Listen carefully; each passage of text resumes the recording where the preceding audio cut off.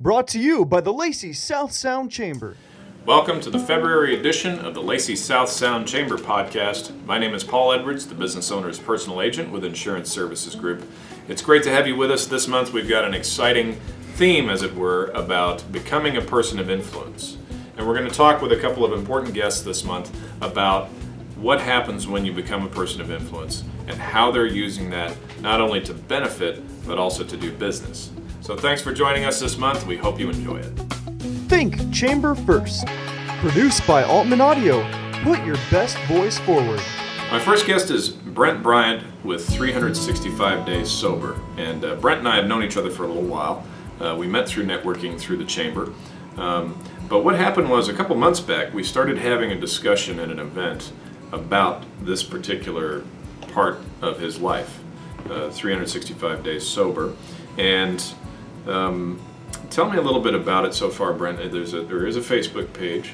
Is there other media like a website or phone numbers or anything for people? Or No, it's just a Facebook page right now, and we're up to almost 800 new likes. I started about a couple of months ago as far as the Facebook page was concerned, and it has kind of taken a life of its own from my own Facebook page, where I would just post, everyday things in life that people really enjoyed, and next thing I know, I found myself, 3 or 4 times a year helping somebody that wanted help with alcoholism, or just reaching out to me to, find out what they could do with a family member, because it, as many people know, it's a disease, and it's affected by many families. So people just started to reach out to me. I don't have a degree in counseling or anything like that, but I have done it for 20 some years, so I think I have a little bit of knowledge. I've been sober now for 7 years, 3 months, and 2 days as of today right now. So you have a degree, but it's a degree in alcoholism and then a Exactly. degree in recovering from it. Exactly, To, yes. to say the least. Yeah. So a lot of people are going to be interested in the backstory on this, and we have a limited time, but can you just give a brief backstory of how you got to this? Obviously, there's a period of your life that was very destructive, followed by a period of your life that's been quite redemptive. Yeah. Growing up, my father was an alcoholic, and I used to live in Seattle. We moved to the Olympia area when I was 12 years old, and I went from something huge to something small. I went from sports to basically nothing. And I had some people in my life that were older than me, that were family, and I found myself kind of becoming from an extrovert to an introvert, and I started drinking at the age of 13. And one thing led to another, and it just became a source of hiding and going to a place that I couldn't go anywhere else sober, because I missed all my friends. I just missed everything about my previous life, and I just drowned my sorrows in drinking. I found it like, hey, I can be funny and fun, and this is a cool thing to do, which looking back, of course, years later, it was the worst thing for me. And when I went into rehab, they found the exact reason why within a day. I had to write my whole life story. It was like 25 pages. And they read through that and said, well, we can find a trigger here. And of course, my dad being an alcoholic wasn't a good thing, but it took me down a path that I would wish upon no one, even my worst enemy. The things that I've been through and have seen, and been to jail, and it was scary. I should be dead, to be honest. I should have been dead many times.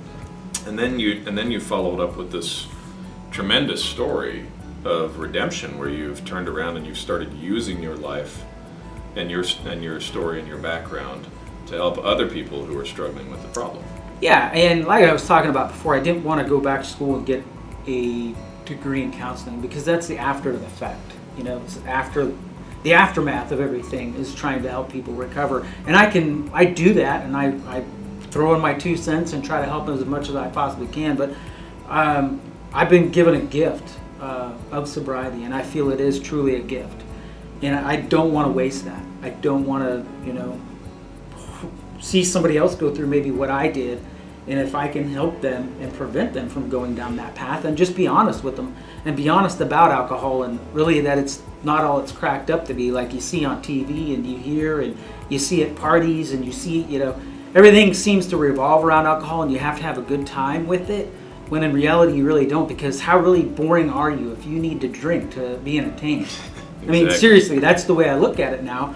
Not to say that it's bad for everybody, because everybody doesn't have that affliction that I do from it. I mean, everybody's brain reacts differently to it. And mine reacted in a way that, led me down a lot of bad areas. And my feeling now is to help people. And by doing that, I'm looking forward in the future to speaking at high schools, to speaking at churches, to, speaking engagements, not only in Washington, but all over. I started to write a book about just my personal life, because that's really all I do on the Facebook page itself, is just write my trials and tribulations. Because when you become sober, it doesn't get any easier. Of course not, yeah. Because your bills don't stop, nothing stops. You still have to deal with everyday life, and how do you do that when all you've done is drowned all that stuff out with a drug? Most people cannot, people who are not struggling with alcohol, like I don't struggle with it. I can have a drink and then I can drop it, right? Mm-hmm. But people who don't have a hard time even envisaging, you how do you carry on a career, run a business, and all that while under such a heavy influence of that? And what was the reaction of the people around you? What was that like? Well, you become a good actor. A very good actor and a very good liar. I could lie at the drop of a dime in a heartbeat, and it wouldn't faze me 1 second. I put on a show for people, and most people had no idea. I would lose a job like that. I'm a certified golf instructor. I went to school, got a certification from the PGA, and was a golf instructor for a while. I drank my way out of that thing so fast it wasn't even funny. I went back to school and got a broadcasting degree, and I drank my way out of that, as we were talking about earlier before we started this. I could kind of control it to a certain extent, but sometimes it would just go and I wouldn't show up to work, or if I did show up to work, I would be completely hungover, or I'd show up to work and I would just drink while I was there. And hide it from people. I could put it in bottles. I could do so many different things to hide it from those people. I went through job after job after job after job. I lost out on a lot of things, whether it was through golf or through broadcasting. My ultimate dream, especially growing up as a kid, was to be like doing play-by-play on CBS or one of those things. And even though I kind of got started late, that still was a dream, but I squashed it with drinking. With every other dream that I ever had, it went away with drinking. But to answer your story, you're a great actor. Anybody that knows anybody that's deals with drugs or alcoholism, we're great actors. We're the best liars there are. Now let's talk about the impact that you're having through 365 days sober. You mentioned earlier with me some connections you're making and reactions you're getting. How do you see it changing lives? Well, like we talked about before, with me just kind of posting things about myself on Facebook and how I celebrate sobriety. I'm not afraid to talk about it with anybody. I mean, that's some of the first things you'll get to know about me, is what my life was about before this. But some of the coolest things from people have just been, thank you so much for this page. I just became sober, and I don't have an outlet or a place to go to, and this place is a place to go to. I got off a post that I just posted about something that happened in my life and how I was dealing with it sober, that somebody wrote on there, this page is a lifesaver. And for me, that made everything I'm trying to do and what I kind of envision worth it, because I am. I've helped probably, I would say, 15 people in the last 5 years, with their family member or themselves or whatever the case may be, with me just being open and honest about what's going to happen, and here's how it's going to happen. And it might be different from you than it was for me, but here's some of the things you can do, and here's some of the things you probably should stay away from. because not everybody wants to go to AA. Not everybody believes in all of that. So that it's just not one path. There's many paths that you can go down and live it day by day. Because that's the one thing you will learn, is that it's a day by day thing. I'm going to climb this mountain for the rest of my life. I can never ever get to the top of it, because if I do and I try to rest on my laurels, I'll fall right back into where I was before. It's a never-ending thing. There's no pill to go, hey, here you go, you're going to be better now. There's nothing for it. So when you mention 15 people, sometimes there might be somebody listening who would say that doesn't sound like a lot. But given the amount of people who struggle with alcoholism who hide it, yes, I would say that sounds like a big number. Yeah, and they will hide it. It's shameful. People are ashamed of it. People look at drunk driving like it's the worst thing in the world, yet when somebody's sober, they're not going to do that. When they start to drink, it's a drug for a reason. It impairs your mind. That's why they call it DUI, driving under the influence of something. You don't do the same things you would sober. The stories can be immensely powerful in the hands of someone of influence. What's an example of a story you've shared that has really come full circle? You've seen someone hear that story. You mentioned things you've shared about yourself. Do you have a favorite story that has influenced quite a few people? Or? We were kind of just talking about it with I have a broadcasting degree, and I lost a job here in this town where I would say probably 100 people applied for it. I actually got it.